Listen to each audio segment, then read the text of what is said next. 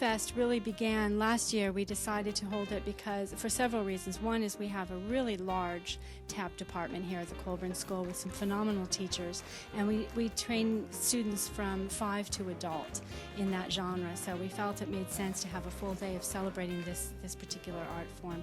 We've decided to incorporate musical theater into the Tap Fest this year because we do teach musical theater dance here at the Colburn School, and they obviously fit together so closely. Tap and musical theater, sort of those borders cross quite often, so we've incorporated that as well. So we've had musical theater workshop earlier today, and we've got some performance, musical theater performance later in the afternoon.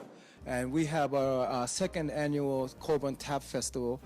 We have guests from outside the school as well as faculty, and we have student performances, faculty show, as well as master classes and tap history lecture. It's an all-day event. My name is Steve Z.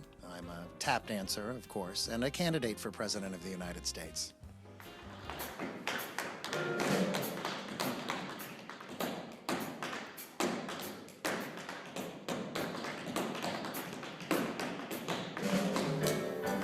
Well, the tap world needs to be changed far less than the actual world. So, with all due respect, I think we need to change the entire world, starting with our country.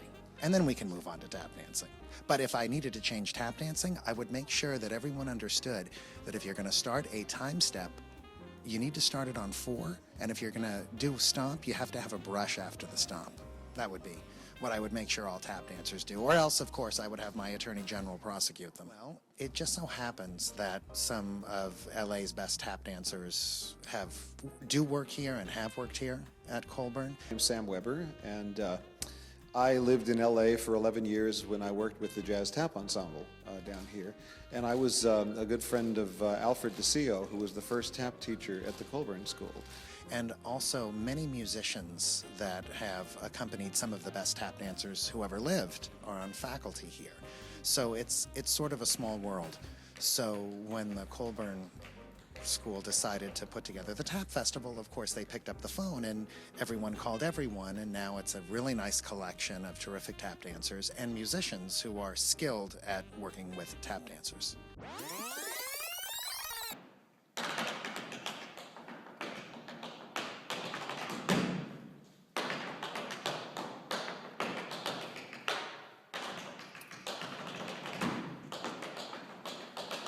When I started, tap was on its way, I wouldn't say on its way out, because tap in America never went away. It was always taught in dance schools. It was always considered a necessary part of a dancer's training, but it wasn't the heyday of tap anymore. You didn't see it on Broadway, and you didn't see it in the movies, on television. I had wanted to be a tap dancer, but I realized that I probably wasn't going to be able to do that, and so I got into other forms of dance. And then in the late 70s, there were some tap festivals that started to happen, and there was kind of what we call the resurgence or the renaissance of tap began then. And in 1986, I joined the Jazz Tap Ensemble, and have been back in tap ever since. So.